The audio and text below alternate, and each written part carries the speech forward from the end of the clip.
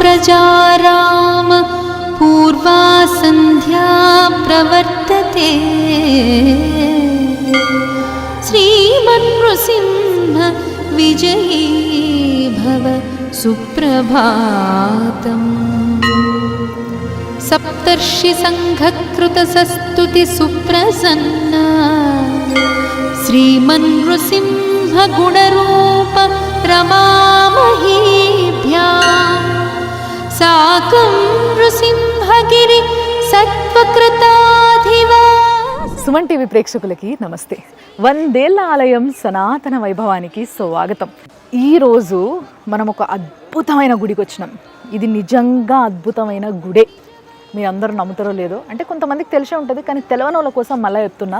Banjara hills road number 12లా ఉంది స్వయంభూ Narasimhaswamy temple. ఒక గుట్ట పైన అసలు తెలంగాణలో ఉన్న ఏకైక మొట్టమొదటి అండ్ ఇప్పటి వరకు ఉన్న, అంటే ఈ సమయం వరకు ఉన్న చివరి స్వర్ణ మందిరం ఏంది అని అంటే, నా వెనకాల కనిపిస్తున్న ఈ హరే రామ హరే కృష్ణ వాళ్ళు డెవలప్ చేసిన ఇంత అద్భుతమైన స్వయంభూ నరసింహస్వామి టెంపుల్కి మనం వచ్చేసినాం.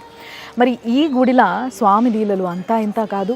ఈ గుడి 800 సంవత్సరాల క్రితం కట్టిన గుడి అంట. దానికి ముందు నుంచి కూడా ఇక్కడ స్వామి వెలిసే ఉన్నాడు గుట్టకి. మీరు ఒక్కసారి ఇప్పుడు నేను చూపిస్తాను మీకు, ఇట్లా తిరిగి ఇట్లా చూడుండ్రి. మొత్తం గుట్టలు చెట్లే ఉంటాయి. దాని తర్వాత పక్కనంతా ఇల్లు ఆక్యుపెన్సీ అయిపోయింది. బట్ మొట్టమొదట ఈ గుడి ఎప్పుడైతే కట్టాలనుకున్నారో అప్పుడు 47 ఎకరాల విస్తీర్ణంలో ఈ గుడి ఉండేనట. కానీ ఇప్పుడు 5 ఎకరాల జాగ మాత్రమే మిగిలింది. చూసారు కదా నా వెనకాల గోల్డెన్ టెంపుల్ కనిపిస్తుంది కదా. గోల్డెన్ టెంపుల్ అంటే చాలా టెంపుల్స్ని గోల్డెన్ టెంపుల్ అని మనం పిలుస్తాం, కానీ ఇది మాత్రమే తెలంగాణలో ఉన్న ఏకైక స్వర్ణ మందిరం. అంటే బంగారంతో, అది మీకు ఏదైతే వెనకాల కనిపిస్తుందో గోపురం అదంతా బంగారంతో చేసిందే అన్నట్టు. కాబట్టి ఇప్పుడు ఆ స్వామిని దర్శించుకునేటందుకు నేను లోపల పోతున్నా. గుడి మొత్తం మీకు చూపిస్తారండి.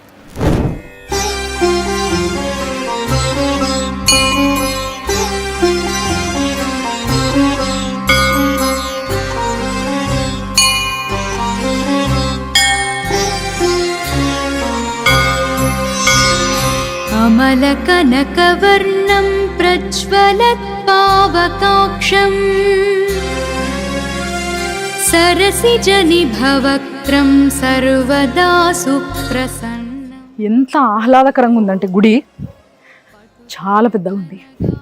అయితే ఫస్ట్ గుడి లోపలికి ఇట్లా వచ్చిన తర్వాత మనకి ఇక్కడ ఒక చిన్న గుడి ఉంది.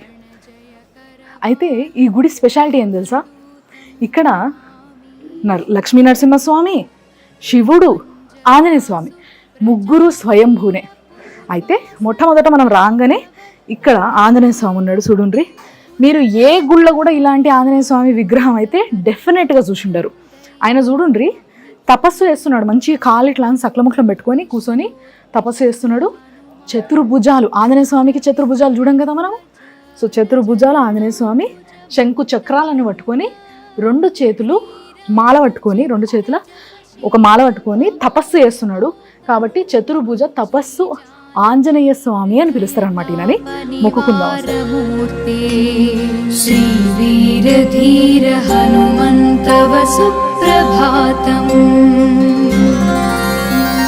శ్రీరామ దివ్య చరితామృత స్వాదలోలా శ్రీరామ కింకర గుణాకర దీనబంధో శ్రీరామ భక్త జగదేక మహోగ్ర శౌర్య శ్రీ వీరధీర హనుమంతవ. ఇంత మంచి కూర్చొని హనుమంతుడు తపస్సు చేస్తుండే కదా. సేమ్ ఇదే విధంగా ఒకవేళ ఏ భక్తుడైనా సరే ఇట్లా మంచిగా జపమాల పట్టుకొని 108 సార్లు హరే కృష్ణ కృష్ణ కృష్ణ హరే హరే, హరే రామ రామ రామ హరే హరే అని జపం చేస్తే మీరు కోరుకున్న ప్రతి కోరిక తీర్చే బంగారు నరసింహస్వామి ఇక్కడ వెలిసిండు అన్నట్టు. ఇంకొకటి ఏంటంటే, ఏ పుణ్యక్షేత్రంలో కానీ ఇంట్లో కానీ ఏ పూజ అప్పుడు కానీ మీరు చేసుకున్న దానికన్నా కూడా ఇక్కడ కూర్చొని ఆ జపం చేసినచ్చో మీకు 1000 రెట్లు మీరు కోరుకున్న దానికన్నా పుణ్యాన్ని, కొంగు బంగారాన్ని మీరు చూస్తారన్నట్టు మీ జీవితంలో. అదే ఈ గుడి యొక్క స్పెషాలిటీ. అయితే ఆంజనేయ స్వామి చూసారు కదా ఎంత మంచిగా బుద్ధిగా సకలముఖలం పెట్టుకొని జపం చేస్తున్నాడో. ఎందుకు ఇక్కడ కూర్చొని జపం చేస్తుండంటే, ఇది డైరెక్ట్గా లక్ష్మీ నరసింహస్వామి ఎదురుగా ఉంటాడు ఆడ. చూడండి ఇప్పుడు అక్కడ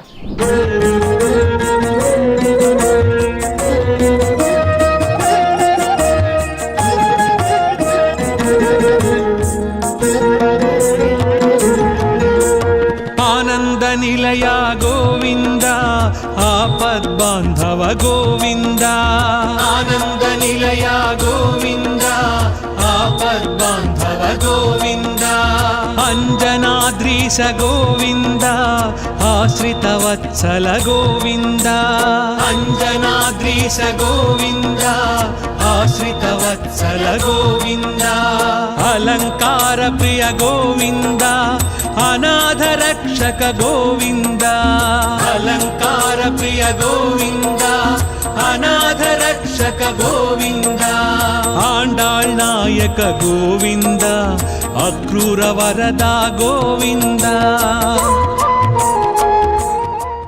ఇంత బాగుంది తెలుసా, గుట్ట పైన మంచి పెద్ద పెద్ద చెట్లు, పెద్ద ఎంట్రన్సు. హరే రామ హరే కృష్ణ వాళ్ళు ఏదైనా గుడిని వాళ్ళ అండర్లోకి తీసుకున్నారు అని అంటే తప్పకుండా దాన్ని అత్యద్భుతంగా తీర్చిదిద్దుతారు. అదే వాళ్ళ వర్క్ ఏదైతే ఉందో అది ఇక్కడ చాలా అద్భుతంగా కనిపిస్తుంది. ఉత్తమ పురుష గోవింద ఎదురుంగానే రాగానే అంటే ఆంజనేయ స్వామి మొక్కని ఎదురుంగా రాగానే ధ్వజస్తంభం ఉంది దగ్గర ఏదైతే మీరు చూస్తున్నారో బంగారు రంగుల అదంతా కూడా బంగారమే. గోవింద ఏడు కొండల గోవింద ఏలే ప్రభువా గోవింద.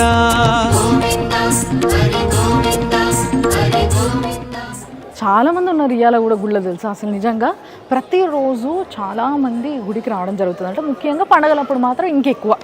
అండ్ ఇక్కడ ఇంకొకటి ఏంటంటే నాకు ఎవరో ఒక గురూజీ చెప్పినరు ఏమని తెలుసా అంటే కలికాలంలో స్వామిని అంటే అది నారాయణుడైనా లేకపోతే అది ఈశ్వరుడైనా ఎవరినైనా మనకి నచ్చిన పని అంటే మనం కోరుకునే కోరికల ధర్మం ఉంటే ఆ నచ్చిన పనిని స్వామి నెరవేర్చు అని అడగాలంటే తపస్సు అంటే ధ్యానం చేయడం అనేది చాలా ఇంపార్టెంట్ అంట. పూజలు హడావిడి హంగామా పైసలు ఖర్చు పెట్టడం ఇవన్నిటితోని కోరికలు నెరవేరవు. అంటే అవన్నీ కూడా అవసరము.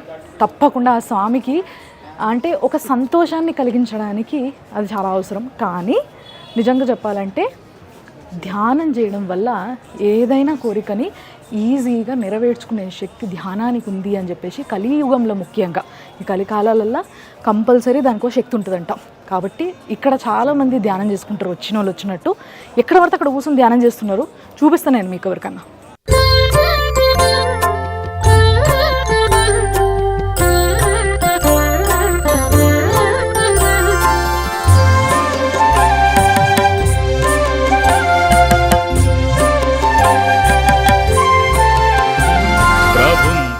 గుడి చుట్టూ చెట్లు నాటిండ్రు.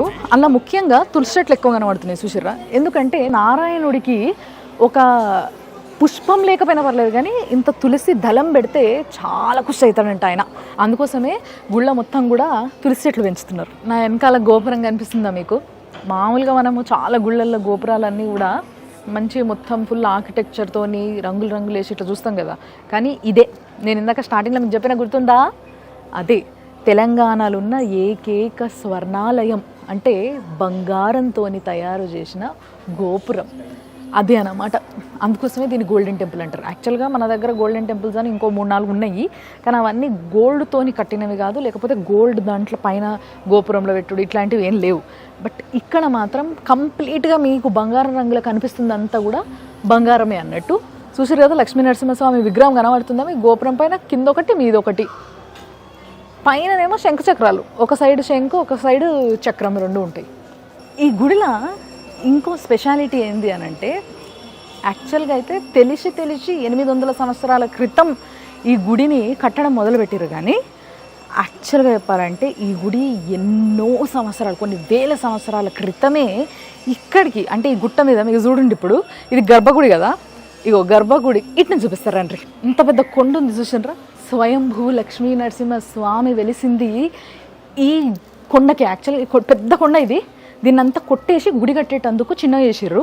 తర్వాత ఇంకోటి ఏం తెలుసా, ఇక్కడ ఏమని రాసిండ్రంటే లక్ష్మీ నరసింహస్వామి స్వయంభూగా వెలిసిన గుట్ట కాబట్టి ముఖ్యంగా ఇక్కడికి వచ్చి చాలామంది ఓం శ్రీ లక్ష్మీ నరసింహాయ నమః అని గట్టిగా బయటికి వినిపించేలాగా ఉచ్చరించాలట. అదే ఇక్కడ రాసి పెట్టినరు. దానివల్ల అంటే స్వామి వెనకాల వైపు వచ్చి ఆ స్వామిని పిలిచినట్టు అన్నట్టు బేసిక్గా, అంతే కదా. కాబట్టి దీన్ని జస్ట్ తాకగలిగితే కూడా అదృష్టమే. కొంచెం నేను ఒకసారి ముట్టుకొని మొక్కుంటా. కానీ నిజంగా గర్భగుడిల నుంచి కంటిన్యూయేషన్గా బయట ఉంది కదా, దాన్ని ముట్టుకుంటే ఒక మంచి మనశ్శాంతి ప్రశాంతతని మీరు పొందొచ్చు తెలుసా, నిజంగా చెప్తున్నా. కానీ తప్పకుండా మర్చిపోకుండా చేయాల్సిన పని ఏంటి అని అంటే, ఈ వెనక దిక్కు వచ్చి ఈ కొండను చూసినప్పుడు, గర్భగుడి వెనకాల ఉన్న ఈ కొండను చూసినప్పుడు మాత్రం ఓం శ్రీ లక్ష్మీ నరసింహాయ నమః అని గట్టిగా బయటికి వినిపించేలాగా ఉచ్చరించాలి. గుడి లోపలికి ఇప్పుడు మనం ఎంటర్ అవుతున్నాం. ఫుల్ లైట్లు, అసలు ఫుల్ రిచ్ గట్టిరబ్బా గుడి, ఏ మాట కా మాట చెప్పుకోవాలి. రండి ఇప్పుడు చూపిస్తాం.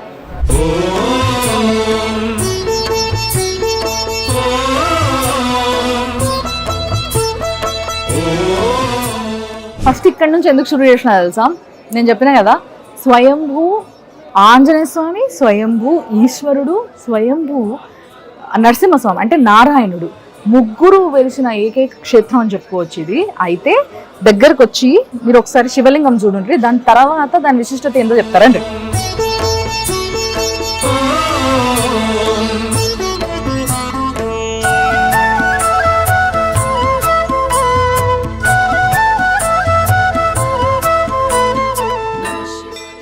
ఇక్కడి నుంచే ఈ గుడి యొక్క చరిత్ర కథని మొదలు పెట్టాలి. ఎందుకు అంటే, శివలింగం చూసారు కదా, ఆ శివలింగం ఏదైతే చిన్న ఉందో యాక్చువల్గా అక్కడ ఆ ఈశ్వరుడు అంటే ఆ శివుడే స్వయాన ఈ గుట్టపైన కూర్చొని నరసింహస్వామికి జపం చేసిండంట. నరసింహస్వామి దర్శనం కోసం ఆయనే ఎదురు చూసిండంట. అలాంటి సమయంలో ఆ నారాయణుడు ఆయనకి దర్శనం ఇచ్చి ఒక శంఖాన్ని తలపైన పెట్టిండంట. మీరు అందుకోసమే ఆ లింగం పైన బాగా గమనించి చూస్తే లింగం పైన కొంచెం ఒక చిన్న ఇట్లా ఇది ఉంటుంది అన్నమాట. ఇట్లా ఏమంటారు, శంఖం పెడితే ఏ స్ట్రక్చర్ అయితే ఫామ్ అవుతుందో అది ఉంటుంది అనమాట.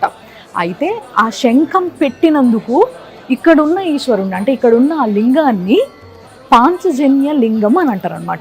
శంఖంని బేసిక్గా పాంచజన్యం అంటాం కదా, అందుకోసమే పాంచజన్య లింగం అంటారు అనమాట. అది అక్కడున్న ఈశ్వరుడికి ఉన్న స్టోరీ. కానీ ఇప్పుడు స్వామి గురించి చెప్పాలి కదా, అది కూడా చెప్తా రండి, మీకు అది చూపిస్తా.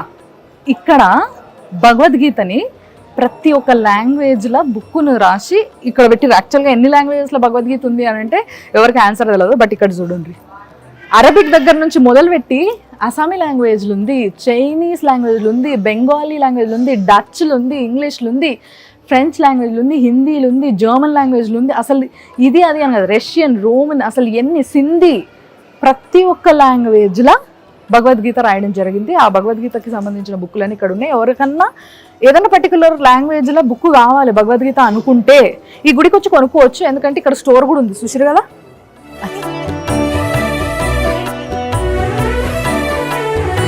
తెలుసు కదా మీకు, గరుక్మంతుడు చూడండి, అసలు ఏమన్నా అలంకారాన్న, అది చక్క చక్క చక్క చక్క మెరిసిపోతున్నాడు ఆయన. గరుక్మంతుడు అంటే స్వామి నారాయణుడు ఎప్పుడైనా బయటికి పోవాలనుకుంటే, ఏదన్నా పని పైన ఏదైనా కార్యం పైన బయటికి పోవాలంటే గరుడ పద అని గరుక్మంతుడిని తీసుకొని పోయేటాడు. ఎందుకంటే ఆయన వాహనం కాబట్టి. అందుకే ఆయన ఎప్పుడు ఎదురుగా ఆయన యొక్క ఇట్లా ఆదేశం కోసమని ఎదురు చూస్తుంటాడు, ఇట్లా ఎదురుగా చేతులు కట్టుకొని. అది ఆయన భక్తి.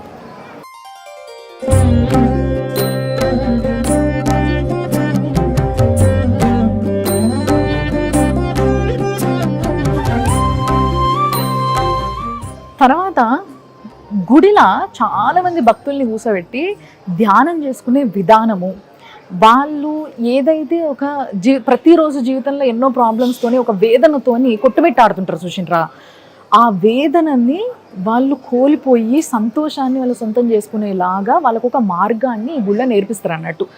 అయితే ఇక్కడ శ్రీకృష్ణుడు, రాధ ఉంది. చూద్దాం రండి. రాధమ్మ అంటే శ్రీకృష్ణుడికి చాలా ఇష్టం, చాలా చాలా ఇష్టం. ఎంత ఇష్టం అంటే ఆయన భార్యలైన రుక్మిణీదేవి, సత్యభామ, మిగతా ఇంకో 6 కూడా అసూయపడే అంత ఇష్టం అన్నట్టు. కానీ వాళ్ళిద్దరిది ఒక అద్భుతమైన పవిత్రమైన ప్రేమబంధం.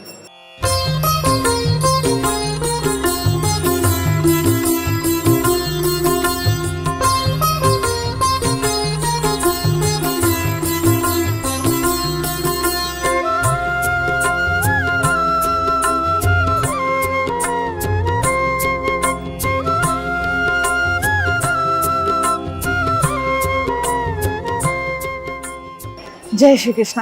నిజంగా కృష్ణుని చూస్తే ఏదో ఒక ఆనందం కలుగుతుందబ్బా లోపల. ఏమో తెలియదు కానీ రాధాకృష్ణులను చూస్తే అయితే ఆ ఆనందం ఇంకా రెట్టింపు అవుతుంది.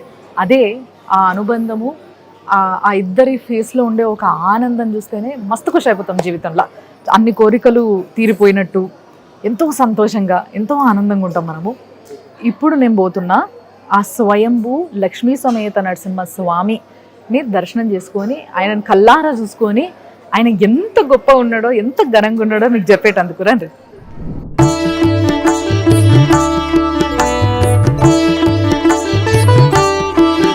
నరసింహ రమేశ కృపా జలధే సురవైరి హిరణ్య వితారణతః నరలోక హితార్దర తత్సతతం విజయీ భవ యాదగిరీశ విభో కరుణారసపూర విధేయతయా సురబాలక బాధ నివారణతః సమమేవ విదారితవానసురం విజయీ భవ యాదగిరీశ విభో నరకేసరి రూప నిరూపణత సురశేఖర రూప నిరూపకతా గమయన్ శమయన్ నరలోకరుజం విజయీ భవ యాదగిరీశ విభో జనతాభిమతార్పణశీలపతే భవభీత సముద్ధరణైకమతే సురనాయక నాయక లోకపతే విజయీ భవ యాదగిరీశ విభో నరలోక భయానక రూపమిదం ప్రథితం రచయన్నరలోకభియాం సకలస్య తు శాంతికరోభిమతః విజయీ భవ యాదగిరీశ విభో అవతార గణేశ్వతి చిత్రపదం నరకేసరి మిశ్రిత రూపమిదం. స్వయంభూ లక్ష్మీ నరసింహ స్వామిని కల్లారా చూసే అదృష్టం ఈరోజు నాతో పాటు ఇంతమందికి దక్కింది. పూజ జరుగుతుంది, లోపల మంత్రాలు చదువుతున్నారు. ఇంకొకటి ఏంది అని అంటే మొత్తం స్వర్ణ కవచాలు, ఆదిశేషు అన్నీ కూడా మొత్తం కూడా బంగారంతో చేసినాయి అన్నట్టు. ఏదైతే స్వయంభూ విగ్రహం ఉంటుందో, ఏదైతే గుట్టకు వెలిసిన లక్ష్మీ నరసింహస్వామి స్వయంభూ విగ్రహం ఉంటుందో అదే విగ్రహానికి అలంకరణ చేయడం జరిగింది డైరెక్ట్గా. అంటే చాలా గుళ్ళల్లో మనం ఏం చేస్తాము, వెనకాల అసలు విగ్రహం ఉంటుంది, ముందేమో వేరే విగ్రహాన్ని ప్రతిష్ఠించి పూజలు చేస్తూ ఉంటారు. కానీ ఇక్కడ మాత్రం ఆ స్వయంభూ లక్ష్మీ నరసింహస్వామినే చూడొచ్చు అనమాట. లక్ష్మీ నరసింహస్వామితో సహా లోపల ఏదైతే జలగర్భ నారాయణుడు అని పిలుచుకునే సాలగ్రామం ఉందో ఆ సాలగ్రామం కూడా లోపలనే కనిపిస్తుంది. చాలా పెద్ద ఉంది. మొట్టమొదటిసారి నేను అంత పెద్ద సాలగ్రామాన్ని చూడడం జరుగుతుంది. లేదంటే మామూలుగా మనం గుళ్ళల్లో ఇంత సైజు అనేది నార్మల్గా చూస్తాము, ఇంకా చిన్నవి కూడా చూస్తాం. కానీ ఇంత పెద్ద సైజు ఈడనే మొట్టమొదటిసారి చూడగలుగుతున్నాం మనము. గర్భగుడి కూడా చాలా పెద్ద ఉంది. లోపల అమ్మవార్లు అటువైపు ఇటువైపు ఇద్దరు అమ్మవార్లు ఉన్నారు. యాక్చువల్గా లక్ష్మీ సమేత నరసింహస్వామి కదా. సో చాలామంది వీడికి ప్రతిరోజు వచ్చేటోళ్ళు ఎవరైతే ఉంటారో దాంట్లో మ్యాక్సిమం హరే రామ హరే కృష్ణ వాళ్ళు ఎక్కువ మంది వస్తారు. హరే రామ హరే కృష్ణ వాళ్ళు ఈ గుడిని వాళ్ళ ఆధ్వర్యంలోకి తీసుకున్న తర్వాత చాలా బాగా డెవలప్ చేశారు. చాలా చాలా అందంగా అద్భుతంగా ఉంది. చూస్తుంటే చూడబుద్ధి అవుతుంది. ఇట్లా కర్టెన్ తెరవగానే ఇట్లా నడుచుకుంటూ వచ్చేసింది అయితే. సో పూజ విధానం కూడా చాలా డిఫరెంట్గా ఉంది. దాని గురించి కూడా తెలుసుకుందాం మనం. ఎంత చల్లగా హాయిగా ఉంది తెలుసా ఆడ నిలబడితే అసలు నిజంగా. అయితే నేను చెప్పిన కదా ఇక్కడ ఆ శివుడికి అందుకోసమే ఏదైతే ఆ లోపల గర్భగుడి ఉందో ఆ గర్భగుడి నుంచి డైరెక్ట్గా ఇట్లా పక్కకి ఇక్కడ ఈశ్వరుడు ఉన్నాడు. ఫస్ట్ మనం ఇక్కడ మొక్కుకొని ఇట్లా అని తిరిగి వచ్చినాం కదా. అయితే ఇక్కడ ఆ శివుడికి ఫస్ట్ దర్శనం ఇచ్చిన తర్వాత ఆయన తపస్సుకి మెచ్చి ఆయనకి దర్శనం ఇచ్చి ఆయన తలపైన పాంచజన్యాన్ని పెట్టిన తర్వాత ఇక్కడి నుంచి వెళ్ళి యాద ఋషికి ఆయన చేస్తున్న జపానికి ఫలితంగా ఆయనకు దర్శనం ఇచ్చేటందుకు ఈ లక్ష్మీ నరసింహస్వామి యాదగిరిగుట్టకు చేరుకున్నాడు అన్నట్టు. అట్లా చేరుకునే ప్రయత్నంలో ఇక్కడి నుంచి వెళ్ళి కరెక్ట్గా 108 అడుగులు వేస్తే ఆయన అక్కడికి చేరుకున్నాడంటే ఆజానుబాహులు ఎంత ఉండొచ్చు ఒక్కసారి ఆలోచించండి అదన్నట్టు.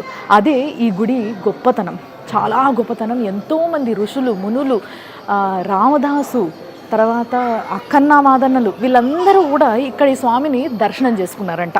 అంత గొప్ప గుడి ఇది. చాలా ప్రశాంతంగా ఉంటుంది, హాయిగా ఉంటుంది. ఏ సమయంలో వచ్చినా కానీ అన్ని బాధల్ని మర్చిపోయి మంచిగా సంతోషంగా ఇంటికి తిరిగిపోవచ్చు. మళ్ళీ జీవితాన్ని ఎట్లా ఎలా తీసుకుంటామో అట్లా ఎలా తీసుకోవచ్చు.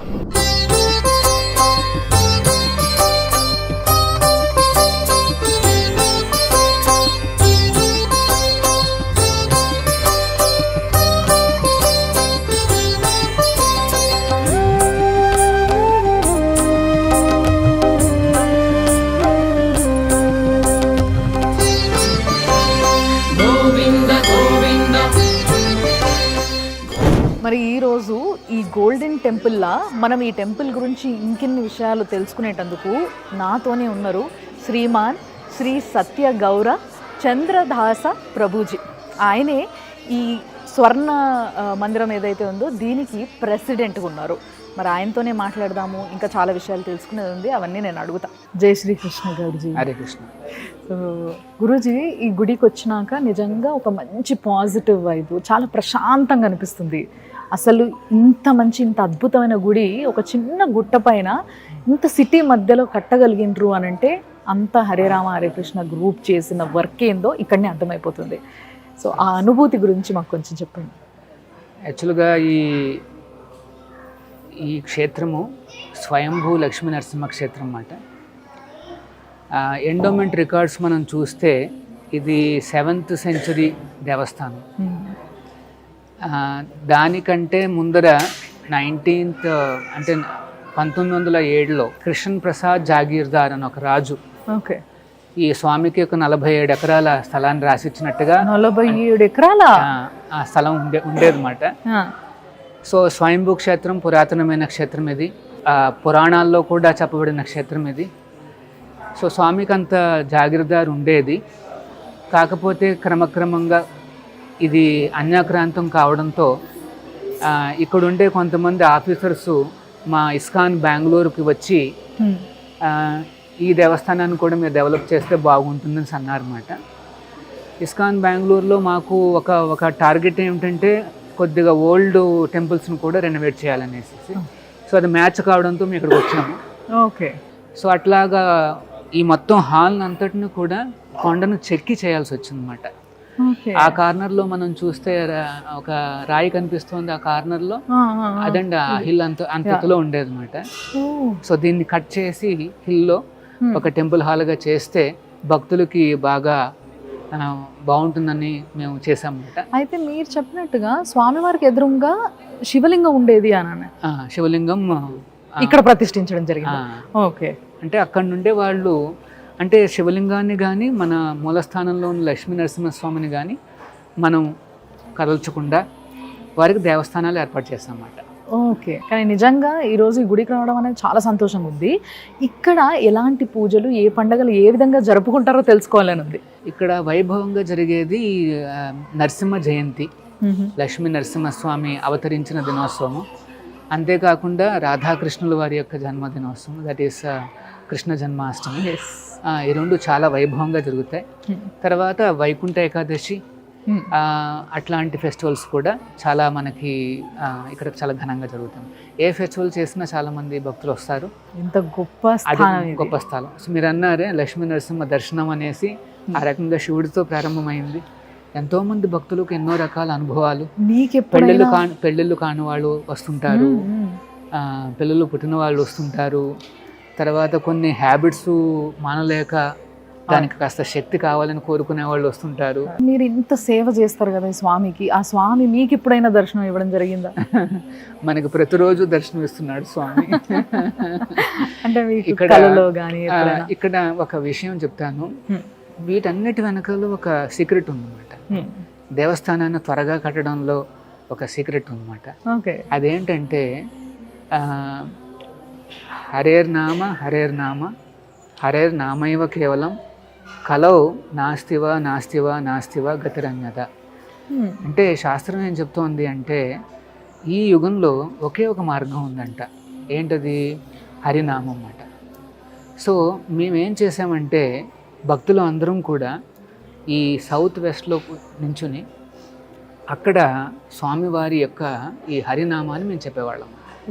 హరే కృష్ణ కృష్ణ కృష్ణ హరే హరే, హరే రామ రామ రామ హరే హరే అని చాలా సిన్సియర్గా భక్తులందరూ ప్రార్థిస్తూ ఇక్కడ మాకు ఆ స్వామిని సేవించే భాగ్యాన్ని కలిగించమని కోరుకున్నాం.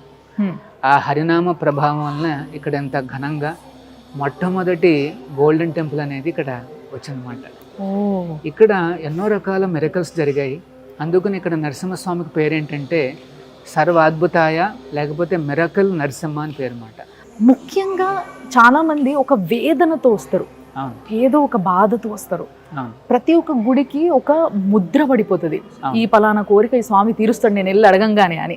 సో అట్లా ఇక్కడికి ఎక్కువగా ఏ కోరికలతో జనాలు వస్తూ ఉంటారు. ఇక్కడ మేము గమనించింది ఏంటంటే అన్ని రకాల కోరికలతోనూ వారు వస్తారు. ఇక్కడ విశేషం ఏంటంటే వచ్చిన వాళ్ళందరినీ ఇక్కడ కూర్చోబెట్టి వాళ్ళ చేత కూడా మేము హరినామం చేయిస్తాం అన్నమాట. వాళ్ళకు ఒక జపమాలను ఇచ్చి ఏ రకంగా హరినామం చేయాలని చెప్పి వాళ్ళకి నేర్పించి ఆ రకంగా అట్లీస్ట్ ఒక 108 సార్లన్నా వాళ్ళు చేయగలుగుతాయి. వాళ్ళకి ఆ భగవంతుడి యొక్క అనుగ్రహం త్వరగా లభిస్తుంది అనేసి మా ఆశ. సో వచ్చిన వాళ్ళకి మేము చేసే రిక్వెస్ట్ ఒకటే, వచ్చిన వాళ్ళందరూ కూడా ఇక్కడ ఒక 5 నిమిషాలు స్పెండ్ చేసి ఈ టెంపుల్ హాల్లో కూర్చుని 108 సార్లు ఈ హరే కృష్ణ మహామంత్రాన్ని జపించండి, మీకు అంతా మంచి జరుగుతుంది. అద్భుతం అద్భుతం, చాలా సంతోషం గురువు గారు. హరే కృష్ణ. జై శ్రీకృష్ణ.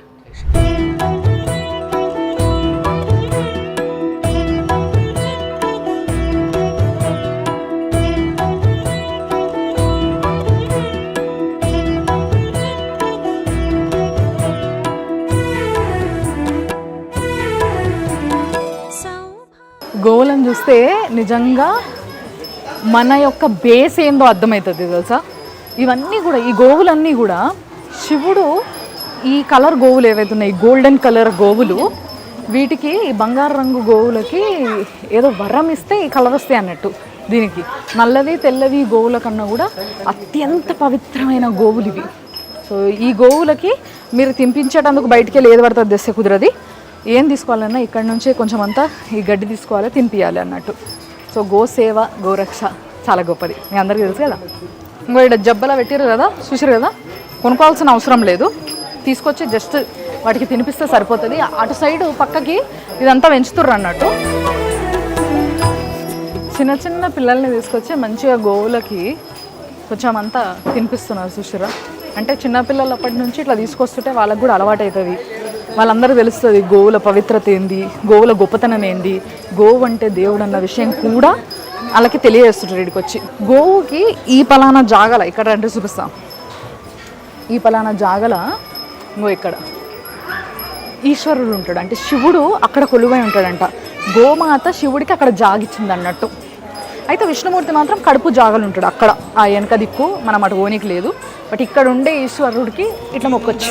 హరి గోవింద గోవింద హరి గోవింద